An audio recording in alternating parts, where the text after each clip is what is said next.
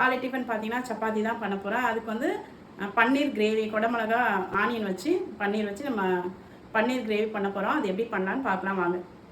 பன்னீர் gravy பண்ணுறதுக்கு பார்த்தீங்கன்னா நான் வந்து பெரிய சைஸ் குடமிளகா ஒன்று வந்து எடுத்து வச்சுருக்கேன், 2 வெங்காயம் எடுத்து வச்சுருக்கேன். அதுக்கப்புறம் பார்த்தீங்கன்னா பன்னீர் வந்து எடுத்து வச்சுருக்கேங்க, 2 பாக்கெட்டு. இதை வச்சு தான் நம்ம பன்னீர் கிரேவி பண்ண போகிறோம். இப்போ இதெல்லாம் கட் பண்ணி எடுத்துக்கலாம்.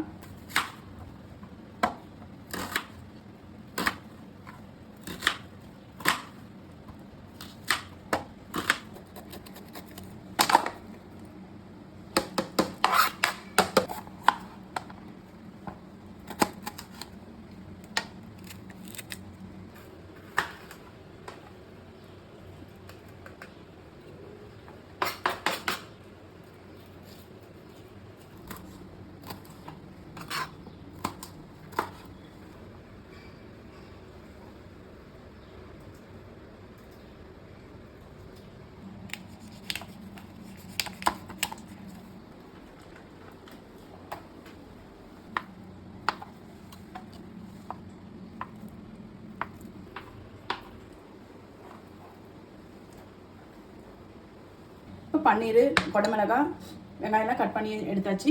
பன்னீர் கிரேவிக்கு பார்த்தீங்கன்னா நான் ஸ்பெஷலாக ஒரு மசாலா அரைச்சி தான் நம்ம வந்து பன்னீர் கிரேவி வைக்க போகிறோம். அதுக்காக பார்த்தீங்கன்னா 2 ஏலக்காய் எடுத்திருக்கேன், ஒரு 7-8 கிராம்பு, ஒரு பட்டை ஒன்று, அதுக்கப்புறம் 1/2 ஸ்பூன் வந்து சோம்பு, 1/2 ஸ்பூன் மிளகு, 2 ஸ்பூன் வந்து வரமல்லி எடுத்திருக்கேன். இதெல்லாம் வந்து ட்ரை ரோஸ்ட்டாக வறுத்து எடுத்துக்கலாம் வாங்க.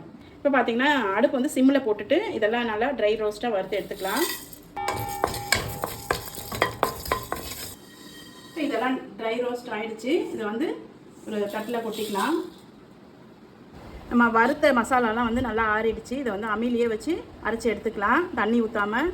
அதுக்கப்புறம் பார்த்திங்கன்னா இதையும் வந்து நம்ம நைஸாக அரைச்சி எடுத்துக்கலாம். இப்போ இதை அம்மியிலேயே அரைச்சி எடுத்துப்போம். தண்ணி எதுவும் சேர்க்க வேணாம், பவுடராக வந்து அரைச்சி எடுத்துக்கலாம்.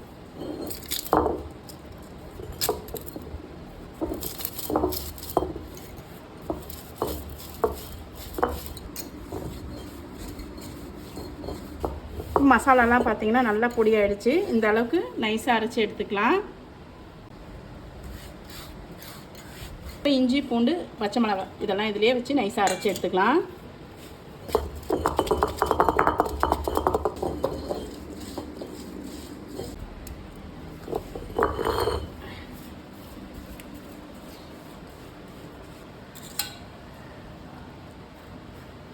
அடுப்பில் கடாய் போட்டிருக்கேன், நெய் வந்து கொஞ்சம் சேர்த்துக்கலாம்.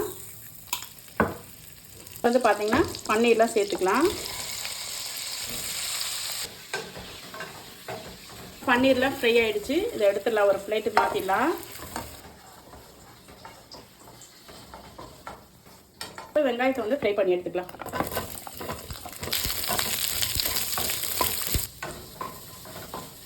வெங்காயம் வந்து ஃப்ரை ஆகிடுச்சு. இந்த பிளேட்டில் மாற்றிடலாம்.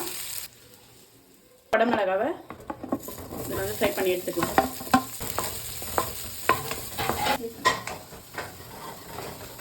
இதுவுமே ரெடி ஆகிடுச்சு. நம்ம வந்து மாற்றிடலாம். இந்த அளவுக்கு வந்து ஃப்ரை பண்ணி எடுத்துக்கோங்க. எல்லாத்தையும் ஃப்ரை பண்ணி எடுத்துட்டோம். இதில் வந்து பார்த்தீங்கன்னா 1 ஸ்பூன் அளவுக்கு பட்டர் சேர்த்துக்கலாம். பட்டர் வந்து மெல்ட் ஆகிடுச்சு. இதில் வந்து சாய் ஜீரா வந்து ஒரு 1/4 ஸ்பூன் எடுத்து வச்சுருக்கேன், அதை சேர்த்துக்கலாம். வெங்காயம் வந்து கட் பண்ணி வச்சுருக்கேன் ஒன்று, அதை சேர்த்துடலாம்.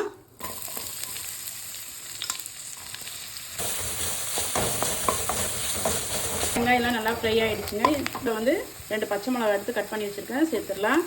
ஒரு தக்காளி வந்து இது மாதிரி குட்டி குட்டியாக கட் பண்ணி வச்சுருக்கேன், அதையும் சேர்த்துடலாம். தக்காளி வந்து நல்லா வதங்கி வரட்டும்.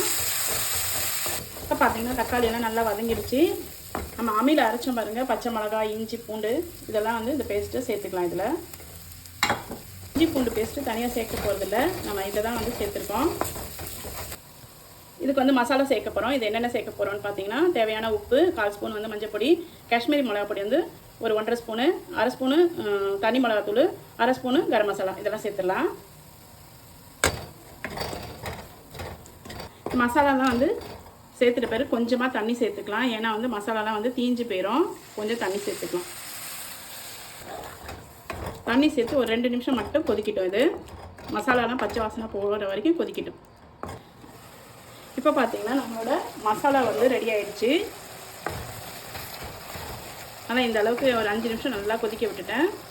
இதில் பார்த்திங்கன்னா நம்ம ஃப்ரை பண்ண ஆனியன், குடமிளகாய், பன்னீர்லாம் சேர்த்துடலாம்.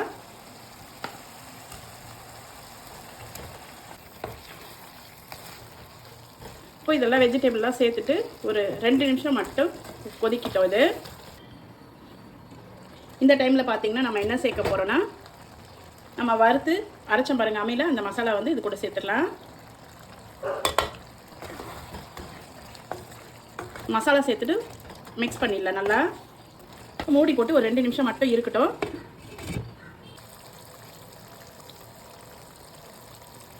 பார்த்திங்கன்னா இது ஃபுல்லாக ரெடி ஆகிடுச்சு. நம்மளோட பன்னீர் கிரேவி ரெடி ஆகிடுச்சு. இதில் வந்து கடைசியாக என்ன சேர்க்க போகிறோம் அப்படின்னு பார்த்தீங்கன்னா, நான் வந்து ஃப்ரெஷ் க்ரீம் எடுத்து வச்சுருக்கேன். அதை வந்து சேர்த்துடலாம். சேர்த்துட்டு இதை மிக்ஸ் பண்ணி ஒரே நிமிஷம் மட்டும் அடுப்புலேயே இருக்கட்டும். இப்போ ஃப்ரெஷ் க்ரீம் சேர்த்து ஒரு நிமிஷம் நல்லா கொதிக்க விட்டுருக்குங்க. அவ்வளோதான், இது வந்து ரெடி ஆகிடுச்சு. பார்த்தீங்கன்னா பட்டர்லாம் நல்லா மேலே மிதங்கி வந்து நல்லா சூப்பராக இருக்குது பாருங்கள். தனித்தனியாக நிற்கிது, அழகாக இருக்குது பார்க்குறதுக்கு. இந்த பன்னீர் கிரேவி பார்த்தீங்கன்னா எதுக்கெல்லாம் வந்து வச்சு தொட்டுட்டு சாப்பிட்லாம், சூட்டபிள் ஆகும் அப்படின்னு பார்த்தீங்கன்னா, பரோட்டா, சப்பாத்தி, நான் இதுக்கெல்லாம் ரொம்பவே சூப்பராக இருக்குங்க. ரைஸுக்குமே ரொம்ப சூப்பராக இருக்கும். வெரைட்டி ரைஸ்க்குலாம் சூப்பராக இருக்கும். பார்க்குறதுக்கே பாருங்கள் அட்டகாசமாக இருக்குது. வாங்க இதை வந்து சர்வ் பண்ணிடலாம்.